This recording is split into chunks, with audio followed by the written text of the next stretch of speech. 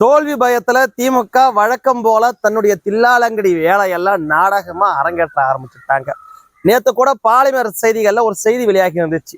தென் மாவட்டத்துல தேர்தல் அலுவலராக இருக்கக்கூடிய வீடியோ ஒருத்தவங்க எம்எல்ஏ உடைய வாகனத்தை சோதனை செய்யாமலே அனுப்பிச்சிருந்தாங்க. இந்த சம்பவம் என்பது, இந்த செய்தி என்பது பரவலா அத்தனை இடத்துலையும் பரவி மிகப்பெரிய அதிர்ச்சியும் ஏற்படுத்தி இருந்துச்சு.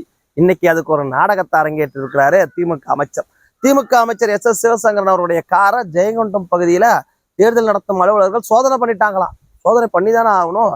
இது ஒரு பரபரப்பு செய்தியா இன்னைக்கு செய்தி சேனல்லாம் வெளியிட்டுக்கிட்டு இருக்கிறாங்க. இது எதற்காக இந்த செய்தி வெளியிடப்படுதுன்னு தெரியும். நேத்தி ஏற்பட்ட அவப்பெயருக்கு இன்னைக்கு வேற ஒரு நாடகத்தை அரங்கேற்று இருக்கிறாங்க. திமுகவிற்கு இது மிகப்பெரிய நெருக்கடி ஏற்படுத்தியிருக்கு. பாஜக கூட்டணி எப்படியாவது டெபாசிட்டை காப்பாத்திக்கிறதுக்காவது கொள்ளடிச்ச படத்தை எல்லாம் கொட்டி இறக்க வேண்டிய சூழ்நிலைக்கு தள்ளப்பட்டிருக்கிறாங்க. அந்த வேலையில தான் திமுகவுடைய கொடி கட்டின வண்டியில பணம் பறக்குதுன்னு மக்களே பேசிக்கிறாங்க. ஆனால் தேர்தல் நடத்தும் அதிகாரிகள் பலருமே தமிழ்நாட்டினுடைய அரசு அதிகாரிகளா இருக்கிறாங்க.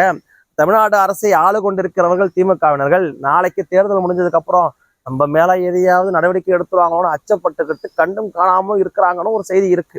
இதையெல்லாம் நேர்மையான அதிகாரிகள் நடவடிக்கை எடுக்க வேண்டும். திமுகவுடைய தகுடு திட்டமெல்லாம் இனிமேட்டுக்கு எடுபடாது. மக்கள் உங்களுக்கு தகுந்த படத்தை புகட்டுவதற்கு காத்து கொண்டிருக்கின்றார்கள் பாராளுமன்ற தேர்தல்.